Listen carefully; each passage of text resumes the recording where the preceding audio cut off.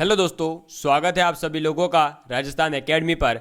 और पुनः मैं आप सभी लोगों के साथ में इस वीडियो में बात करने वाला हूं। सेकंड ग्रेड मैथ्स के अंतर्गत इन्वर्स ट्रिग्नोमेट्री टॉपिक हम पढ़ रहे थे और इन्वर्स ट्रिग्नोमेट्री टॉपिक के अंतर्गत जो है दोस्तों हमने पढ़ लिया था इसके ग्राफ के बारे में, इससे रिलेटेड जो रेंज डोमेन है उनके बारे में। फिर हमने कुछ क्वेश्चंस करे थे और उन क्वेश्चंस को सॉल्व करना सीखा था। अब मैं आज जो है, कल मैंने एक होमवर्क दिया था लेकिन वो किसी भी स्टूडेंट ने उसका आंसर कमेंट नहीं करा है, तो मैं पहले वो समझाऊंगा, उसके बाद में हम आगे बढ़ेंगे। तो क्वेश्चन था दोस्तों हमारा कि आपको दे रखा है cos inverse fractional part x. ये होता क्या है, ये फ्रैक्शनल पार्ट एक्स, पहले मैं ये समझा देता हूँ क्योंकि किसी भी स्टूडेंट को, मेरे को लग रहा है ये नहीं पता है, तभी किसी भी स्टूडेंट का कमेंट नहीं आया था। तो देखिए, फ्रैक्शनल पार्ट का मतलब होता है कि आपके पास में कोई फंक्शन दे दिया, कोई वैल्यू दे दी, जैसे देखो 2.034 दे दिया।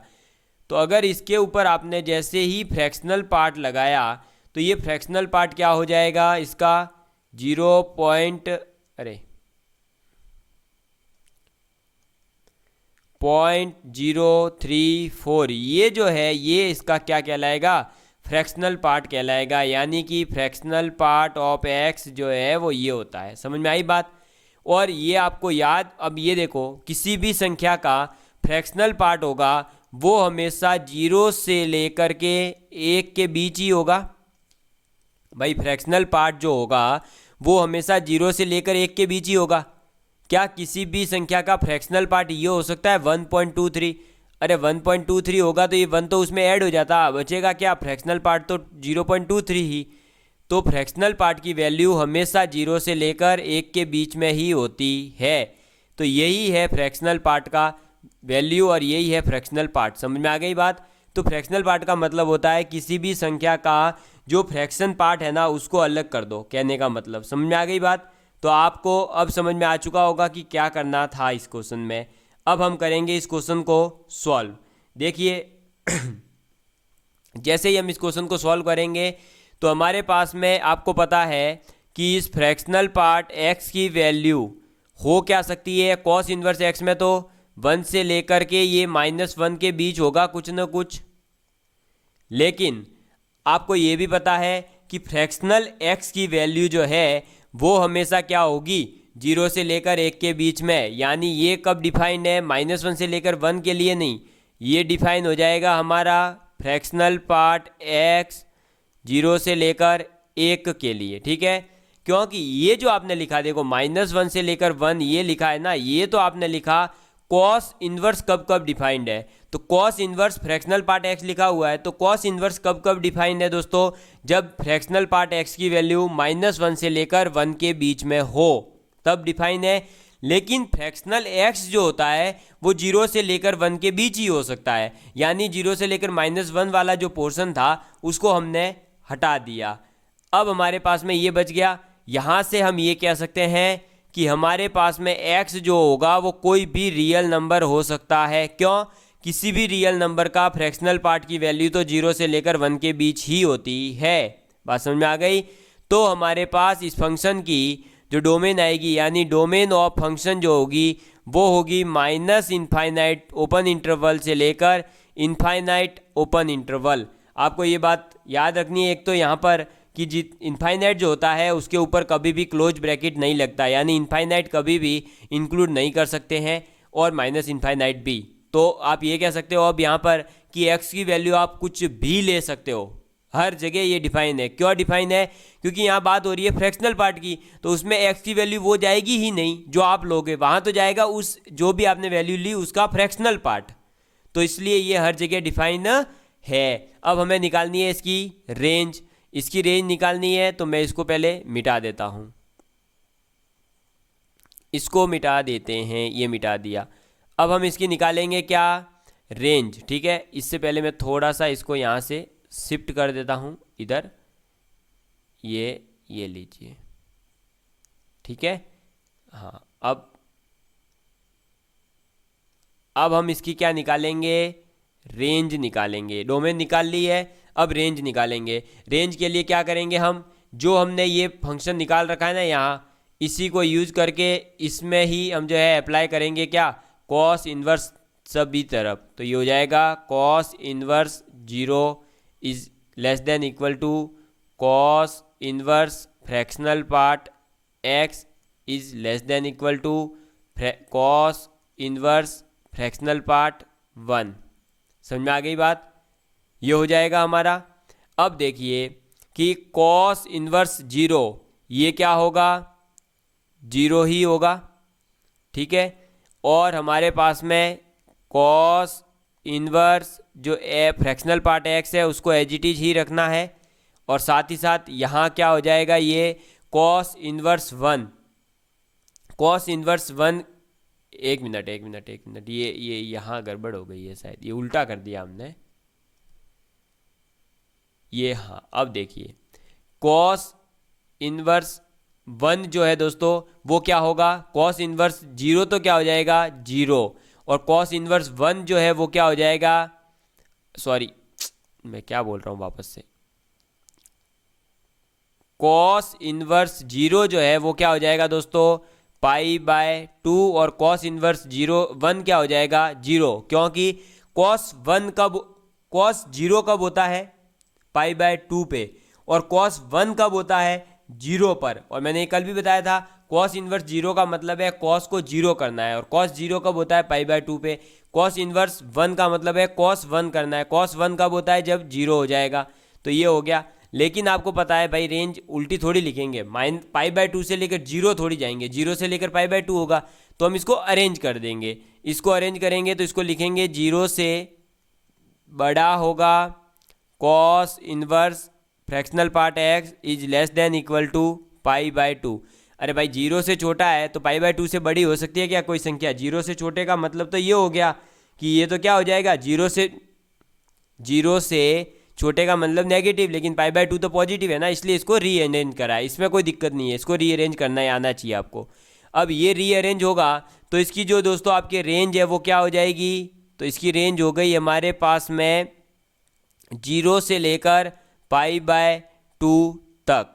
कहाँ तक हो गई, 0 से लेकर के π/2 तक। बात समझ में आ गई आपको, ठीक है।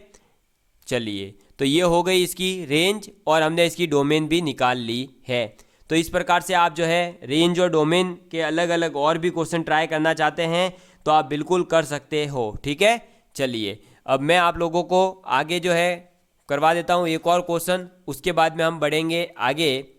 चलिए क्वेश्चन लिख लीजिएगा आप, और क्वेश्चन है अब आप लोगों के लिए दोस्तों कि आपके पास में है कॉट इन्वर्स x का whole square -5 cot inverse x plus 6 is greater than 0। इसको करना है सॉल्व, और इसको सॉल्व करने के लिए आपको दिख रहा होगा ये एक क्वाड्रेटिक इक्वेशन है। भाई देखो कॉट स्क्वायर आ गया, फिर कॉट एक अलग से टर्म आ गई, और फिर प्लस में एक कांस्टेंट आ गया। तो यहाँ से हमें दिख गया है कि ये एक जो है दोस्तों क्या है, क्वाड्रेटिक इक्वेशन ही है। तो हम यहाँ पर ऐसा करते हैं कि कॉट इन्वर्स x को मान लेते हैं t, क्या मान लेते हैं t। तो ये क्या हो जाएगा t² -5t प्लस 6, ठीक है। और ये ग्रेटर देन क्या है 0। बात समझ में आ गई, क्वाड्रेटिक इक्वेशन है। तो यहाँ अब हम जो है t की वैल्यू के लिए पहले यहाँ निकालेंगे। भाई कॉट इन्वर्स x की वैल्यू t के टर्म में है, तो t की वैल्यू कुछ निकालते हैं, फिर हम कॉट इन्वर्स में वापस चले जाएंगे। यहाँ से वैल्यू निकालने के लिए वो जो आपने पढ़ रखा है श्रीधराचार्य विधि, ये हो गया प्लस माइनस √b² यानी 25 माइनस 4ac यानी 24 बट्टे हो जाएगा 2a यानी 2 इज़ ग्रेटर देन 0। ये आप लोग जानते हो कि ये क्या है t है, ठीक है। ये वैल्यू जो निकलेगी वो किसकी निकलेगी, t की वैल्यू अलग अलग निकलने वाली है। तो यहाँ से आ जाएगा आपके पास ये 1, तो 5 + 1 6/2 यानी 3, और एक हो जाएगा 5 - 1 यानी 4/2 यानी कि 2। तो ये आ गई हमारे पास में दो वैल्यू, किसकी आई है, ये दोनों वैल्यू t की। ये t की वैल्यू है और t क्या है, कॉट इन्वर्स x है। यानी हम ये कह सकते हैं कॉट इन्वर्स x बराबर हो जाएगा 3 और एक हो जाएगा कॉट इन्वर्स x बराबर 2। बात समझ में आ गई। तो हमारे पास में क्या आ गया, कॉट इन्वर्स x बराबर 3 है और कॉट इन्वर्स x बराबर 2। ये दोनों क्या होंगे दोस्तों, अरे ये दोनों क्या होंगे, ग्रेटर देन 0। क्यों, क्योंकि देखिए हम यहाँ पर एक जो है लाइन वाला ग्राफ, आप एक कॉन्सेप्ट यूज करते हैं, एक लाइन खींच लेते हैं जो कि नंबर लाइन जिसे कहा जाता है माइनस इनफाइनाइट से लेकर इनफाइनाइट के लिए, ठीक है। और अब हमने क्या करा कि ये तो है 2 और ये हो जाएगा, सॉरी 2 पहले नहीं आएगा, नंबर सिस्टम पर पहले क्या आएगा 2, उसके बाद आएगा ना 3, तो ये 2 और 3 हो गए, ठीक है। अब देखिए जैसे ही हम 2 और 3 के बीच में कोई वैल्यू लेंगे तब ये क्या होगा भाई, देखो एक्स टी की वैल्यू अलग अलग निकल गई है, 3 और 2, 3 और 2 ये पॉजिटिव है जब टी की वैल्यू क्या है 3 और 2 है। यानी जब हम 2 से बड़े जाएंगे तो ये देगा पॉजिटिव वैल्यू और जब 3 से बड़े जाएंगे तब ये देगा पॉजिटिव वैल्यू। लेकिन 2 और 3 के बीच में अगर रहते हैं हम तो ये देगा नेगेटिव वैल्यू। क्या देगा, 2 और 3 के बीच में अगर आप रहते हैं तो ये नेगेटिव वैल्यू देगा। इसके अलावा 2 से बड़ा जाने पर पॉजिटिव है और 3 से बड़ा जाने पर भी पॉजिटिव है, ठीक है। 2 और 3 के बीच ये नेगेटिव होगा। इसका मतलब क्या हुआ कि हम ये कह सकते हैं cot inverse x is greater than 3। बात समझ में आ गई, cot inverse x is greater than 3 and cot inverse x is less than 2। क्यों भाई, 3 से बड़े पर भी पॉजिटिव है, 2 से छोटे पर भी पॉजिटिव है, तो हमारे लिए पॉजिटिव लेने हैं तो उस समय इन कॉट इनवर्स एक्स को क्या होना पड़ेगा, 3 से बड़ा होना पड़ेगा या फिर कॉट इनवर्स एक्स को 2 से छोटा होना पड़ेगा। 2 और 3 के बीच में ये पूरा फंक्शन नेगेटिव होगा, जबकि हमें चाहिए कैसा है, ऑलवेज पॉजिटिव चाहिए। तो ये दो कंडीशन आ गई है। यहाँ से हम x की वैल्यू निकालते हैं तो x की वैल्यू हो जाएगी आपके ओपन इंटरवल माइनस इनफाइनाइट भाई कॉट इनवर्स x 2 से छोटा है, यानी 2 से छोटा, यानी जो भी 2 से छोटी वैल्यू है जो सब, तो 2 से छोटी कहाँ तक जाएगी, माइनस इनफाइनाइट से लेकर के आप कहाँ तक आ सकते हो, तो कहाँ तक आ सकते हैं, कॉट 2 तक, ठीक है। फिर यूनियन 2 से लेकर 3 को छोड़ना है तो यहाँ हो जाएगा कॉट 3 से लेकर के इनफाइनाइट तक ओपन इंटरवल, ठीक है। कॉट 3 और कॉट 2 भी नहीं लेना है क्योंकि इसके ऊपर क्या होगा, इसकी वैल्यू 0 हो जाएगी, लेकिन हमें चाहिए हमेशा ये पॉजिटिव, तो ये x की वैल्यूज़ हो जाएगी। तो ये हो गई हमारे पास में डोमेन। बात समझ में आ गई। मैं वापस समझा देता हूँ अगर कुछ भी समझ नहीं आया है तो इसमें, ठीक है।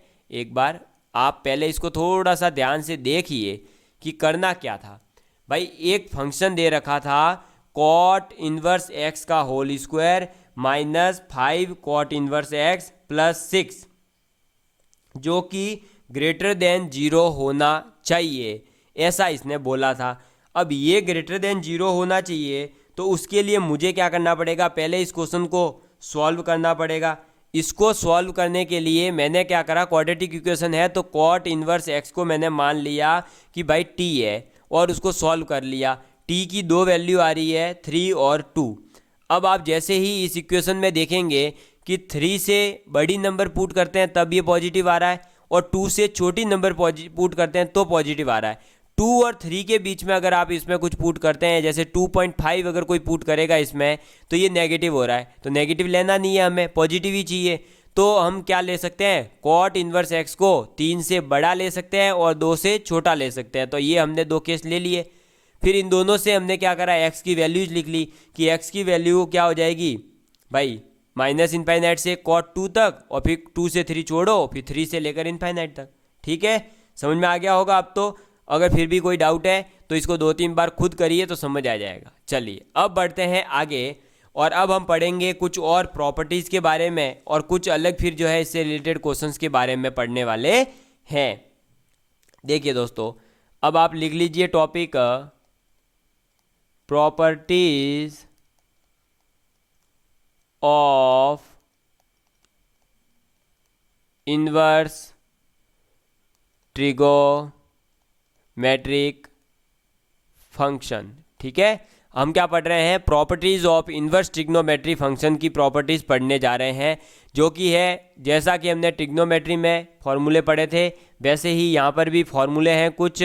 जैसे देखिए, sine of sine inverse x जो होता है उसकी वैल्यू होती है x. Sine of sine inverse x जो होता है उसकी वैल्यू क्या होती है, एक्स होती है, जहाँ पर एक्स बिलोंग करेगा -1 से लेकर 1 के बीच में। एक्स कहाँ बिलोंग करेगा, -1 से लेकर 1 के बीच में, तब ये होगा sine of sine inverse x, x हो जाएगा। ठीक, एक्स की वैल्यू यही होनी चाहिए इसके बीच में ही। Cos of cos inverse x जो है वो एक्स हो जाएगा, कब, जब आपके फंक्शन की वैल्यू एक्स की वैल्यू -1 से लेकर 1 के बीच है। ठीक है, तो ये आप लोगों को याद रखना है। थर्ड प्रॉपर्टी हो जाएगी आपके tan of tan inverse x की वैल्यू एक्स हो जाएगी, कब हो जाएगी, जब x बिलोंग करेगा रियल नंबर, यानी x की वैल्यू कुछ भी हो, हमेशा tan of tan inverse x जो है वो क्या होता है, x हो जाता है। फोर्थ हो जाएगा हमारे साथ में cot of cot inverse x, ये हो जाएगा x, कब, जब x की वैल्यू क्या हो, रियल नंबर हो। ठीक है, चलिए नेक्स्ट फिफ्थ, ये सेक इन्वर्स के लिए है, तो sec of sec inverse x जो है वो x हो जाता है, कब, जब आपका x बिलोंग कर रहा हो, ये वेयर x बिलोंग करता हो आपके ओपन इंटरवल -∞ से लेकर -1 के बीच में, यानी -1 इंक्लूडेड है। ठीक है, और 1 से लेकर इनफाइनाइट तक। बात समझ में आ गई। और 6 फॉर्मूला है cosec of cosec inverse x, ये हो जाएगा x, कब, जब आपका यहाँ पर x जो है वो बिलोंग करेगा -∞ से -1 के बीच और ओपन इंटरवल 1 से लेकर इनफाइनाइट के बीच। बात समझ में आ गई। ठीक है, किसी प्रकार का कोई डाउट हो तो आप लिख सकते, पूछ सकते हैं मेरे से आराम से। ठीक है, मेरे हिसाब से वैसे तो कोई डाउट होना नहीं चाहिए। आपको ये समझ में आ रहा हो तो इसको नोट डाउन कर लीजिएगा, रट लीजिए। ये फॉर्मूले हैं जो डायरेक्ट आपको क्वेश्चन देने वाले हैं, जैसा कि मैंने ट्रिग्नोमेट्री में सॉल्व करवाए हैं वैसे ही मैं इसमें भी सॉल्व करवाने वाला हूँ, आपको कोई टेंशन नहीं लेना है। ठीक है, चलिए बढ़ते हैं आगे। तो अब आप जो है दोस्तों और कुछ अलग अलग फॉर्मूले हैं जिनको लिखेंगे, जिसमें कि पहला आपके सामने आ रहा है और वो है आपका फंक्शन अगर ऐसा दे रखा है, कैसा, साइन इन्वर्स साइन एक्स, क्या दे रखा है, साइन इन्वर्स साइन एक्स दे रखा है, तो इसकी जो डोमेन होती है वो तो हो जाएगी रियल नंबर, और रेंज क्या हो जाएगी, तो रेंज हो जाएगी -π/2 से लेकर π/2 के बीच में ही। ठीक है, समझ में आ गई बात। तो आपके जो है sign inverse of sine x है उसकी रेंज होती है -π/2 से π/2 और रेंज डोमेन है वो रियल नंबर होती है, लेकिन इसकी कुछ अलग अलग वैल्यूज़ होती है वो हमें याद रखनी है। इसका पीरियड भी याद रख सकते हो। ठीक है, इसका पीरियड जो होता है वो 2π का होता है, यानी 2π के बाद में अपनी वैल्यूज़ रिपीट करेगा। लेकिन इन सब से ज़्यादा इम्पॉर्टेंट है sign inverse of sine x जो है वो x कब होगा और π-x कब होगा, ये पूछा जाता है। क्या पूछा जाता है कि आपका sine inverse of sine x जो है वो x कब होगा और π-x कब होगा। तो इसमें क्या हो जाएगा, इसमें देखिए x जब बिलोंग करेगा दोस्तों आप लोगों के -π/2 से लेकर π/2 तक, तब। ठीक है, और जब आपका x बिलोंग कर रहा हो π/2 से बड़ा हो, और लेकिन छोटा होगा जब आपके 3π/2 से, तब। समझ में आ गई बात? अच्छे से समझ में आ गया? तो sign inverse of sine x जो है वो x होगा जब x बिलोंग करेगा -π/2 से लेकर के π/2 तक, और पाई माइनस x हो जाएगा जब π/2 से लेकर 3π/2 के बीच में हो। ठीक है, चलिए, और एक आप यहाँ पर बात याद रख सकते हैं कि sign inverse of sine x जो है उसे आप क्या लिख सकते हो? तो sign inverse of sine x को आप ये लिख सकते हो क्या? Sign inverse of minus sine pi minus x। समझ में आ गई बात? ये आप लिख सकते हो। Sine inverse of sine x को क्या लिख सकते हो? Sine inverse minus sine of pi minus x, ये लिख सकते हो। ये एक प्रकार से ऑड फंक्शन है। कैसा फंक्शन है ये?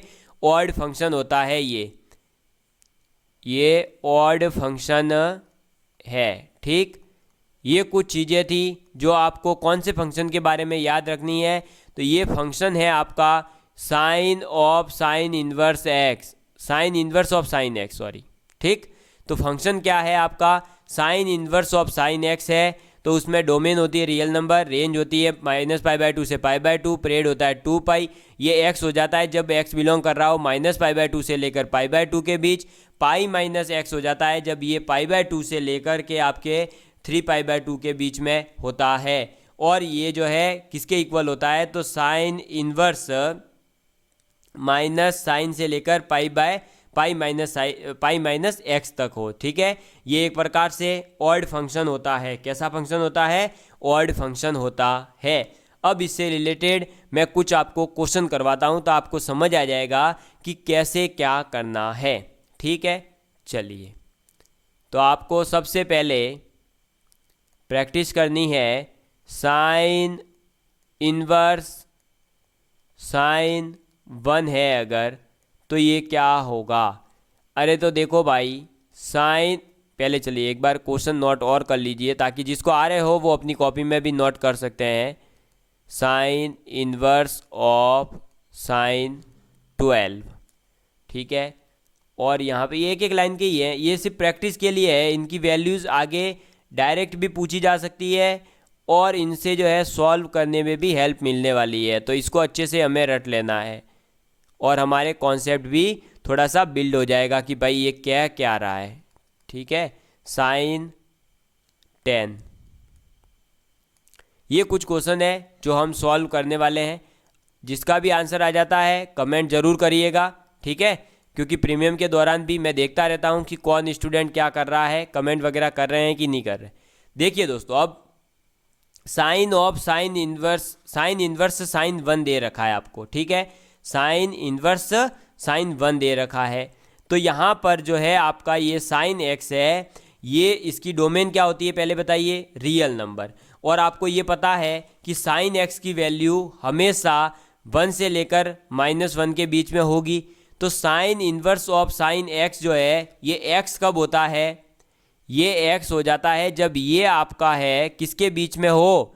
-π/2 से लेकर π/2 के बीच में हो, तब। बात समझ में आ गई? तो -π/2 से लेकर अगर π/2 के बीच में है तो आपका x हो जाता है। तो बताइए 1 इसके बीच में है या नहीं है? तो पाई की वैल्यू 3.414 होती है, यानी अगर 2 का डिवाइड भी करें तो 1 पॉइंट कुछ आएगी। तो बताइए इसके बीच में है या नहीं है? 1 है, बिल्कुल। ठीक है, क्योंकि माइनस करके देख लो भाई, -1.5 से लेकर +1.5 के बीच में है तो 1 आएगा, तो इसकी वैल्यू क्या हो जाएगी? 1। बस ऐसे ही अब अगर हम 12 की बात करते हैं, किसकी बात करते हैं? 12 की। तो 12 जो है दोस्तों, 12 का मतलब कितना हुआ? अरे भाई 12 तो बड़ा ही है, तो 12 बड़ा है तो हमें दिख गया कि ये किसके बीच में होगा दोस्तों? π/2 से लेकर के 3π/2 के बीच में होगा, या उससे भी आगे जाएगा? अगर ये उससे भी आगे जा रहा है तो आपको भी आगे जाते रहना है। ठीक है, ये ग्राफ वैसे ही बढ़ाते रहना है जैसे हमने पीछे सीखा है बढ़ाना। ठीक है, देखिए कैसे, मैं समझा देता हूँ। भाई हमने क्या सीखा कि जो x है अगर वो π/2 से लेकर 3π/2 के बीच है तो इसकी वैल्यू क्या हो जाती है, π-x हो जाती है। ये सीखा है ना हमने अभी, ये देख लो यहाँ पर वापस देख लो, π-x कब हो जाता है, जब π/2 से लेकर 3π/2 तक है। ठीक, लेकिन अगर इससे भी आगे जा रहे हो तो इससे भी आगे जा रहे हो तो आप क्या करिए, इसको बढ़ाते रहिए भाई, 3π/2 से लेकर के π/2 और ऐड करते रहिए, 5π/2 तक जाइए, 5π/2 से 7π/2 तक जाइए, तो ये बढ़ता रहेगा। और ये बढ़ता रहेगा तो इसका आंसर जो है दोस्तों वो हम क्या देख सकते हैं, इसका आंसर जो है वो फिर क्या हो जाएगा, चेंज होता रहेगा। अब चेंज होगा तो क्या होगा, अरे भाई चेंज होगा तो क्या होगा, ये क्या हो जाएगा, हमारे पास में π-x है तो इसको जो है अब ये चेंज हो जाएगा। यहाँ पर शायद कुछ गड़बड़ हो रही है, π-x नहीं आएगा दोस्तों, यहाँ पर ये आएगा x-π। एक मिनट जस्ट रुकिएगा, एक मिनट जस्ट रुकिए, जस्ट एक मिनट, मैं क्रॉस चेक कर लेता हूँ। मैंने क्या है बिना देखे लिख दिया है, लेकिन शायद हो सकता है, मैं देख रहा हूँ। ठीक है, एक सेकेंड। हमारा फंक्शन है sign inverse of sine x. ठीक है, sign inverse of sine x है तो इसकी वैल्यू क्या होगी, तो ये होगा हमारा चेंज, एक बार होगा π-x, जब हम इससे आगे जाएंगे तो x-2π। अच्छा, चलिए दोस्तों देखो मैं समझा देता हूँ, ये पूरा कॉन्सेप्ट है एक नया। तो यहाँ पर जो है आपके ये सही है, लेकिन जैसे ही मैंने अभी आपको बताया कि आप अगर इससे आगे जाते हो, यानी कि 3π/2 से लेकर के आप आगे जाते हो कहाँ तक, 5π/2 तक, तो ये जो है दोस्तों क्या हो जाएगा, तब ये चेंज होकर के बनेगा x-π। क्या बनेगा, x-2π, सॉरी x-2π।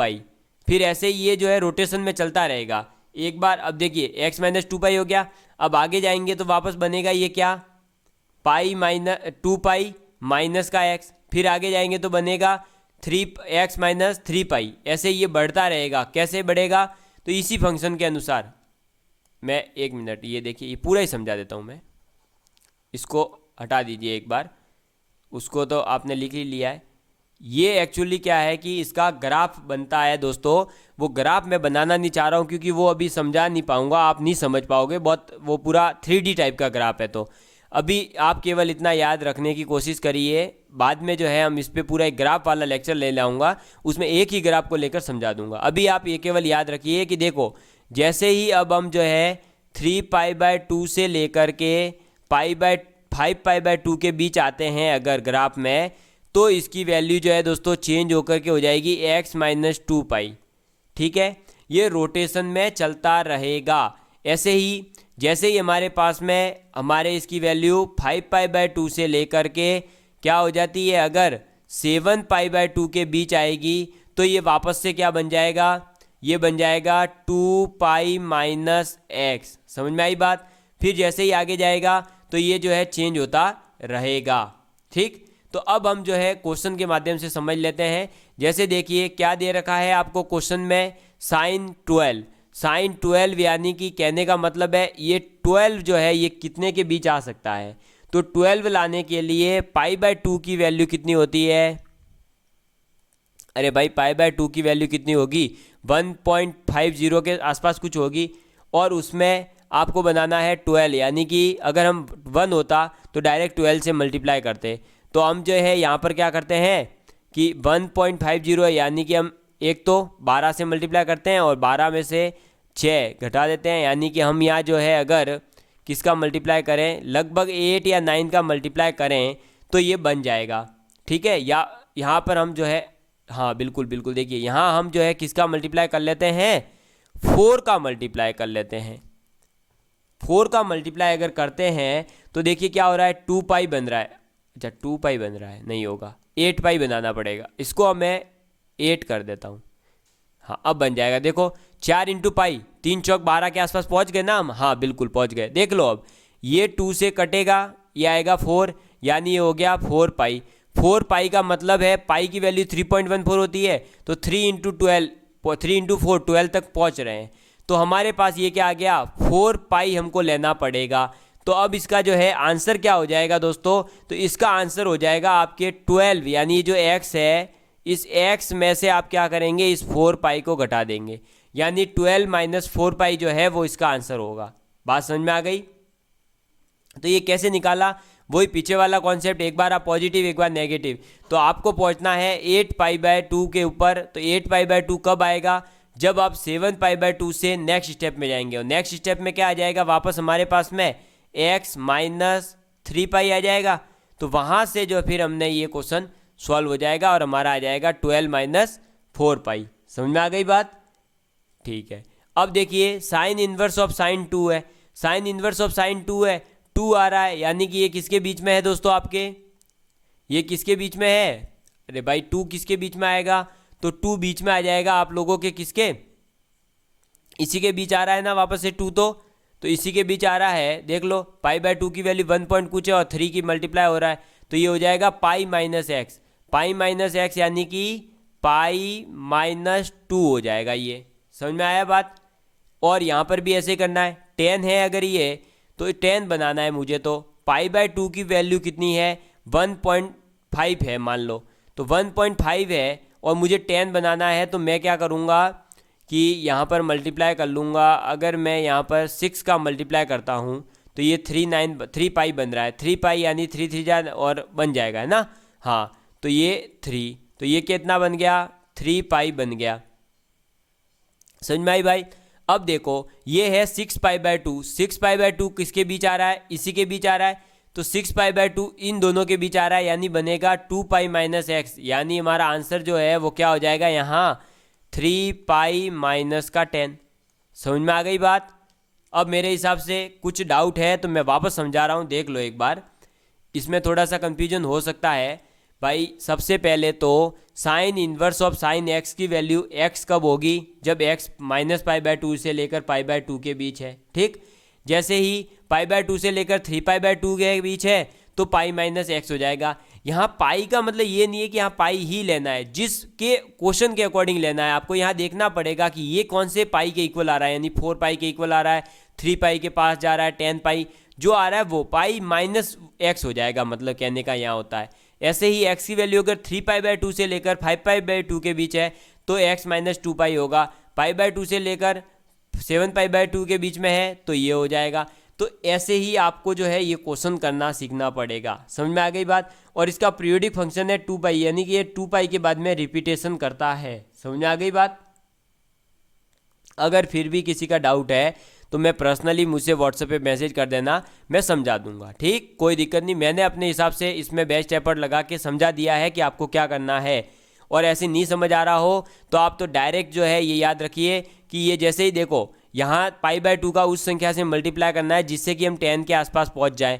10 के आसपास हम पहुँच रहे हैं 3 पाई से, तो 3 पाई माइनस 10 कर देंगे, क्योंकि ये जो है बिलोंग कर रहा था इस वाली रेंज में, इसलिए। ठीक है, अब समझ में आ गया होगा। और भी नहीं समझ आया तो और क्वेश्चन जब मैं करवाऊंगा तो आपको अच्छे से आराम से समझ में आ जाएगा। ठीक है दोस्तों, तो ये था हमारा आज sine inverse of sine x तक की प्रॉपर्टी का। अब हम आगे बात करेंगे cos inverse of cos x की प्रॉपर्टी का। उसके बाद में tan inverse, cot inverse, sec inverse, इन सभी प्रॉपर्टीज़ के बारे में हम बात करने वाले है। ठीक है दोस्तों, तो चलिए मिलते हैं कल के न्यू लेक्चर में। तब तक के लिए बाय बाय। और आप जो है इनको नोट डाउन कर लीजिएगा। धन्यवाद।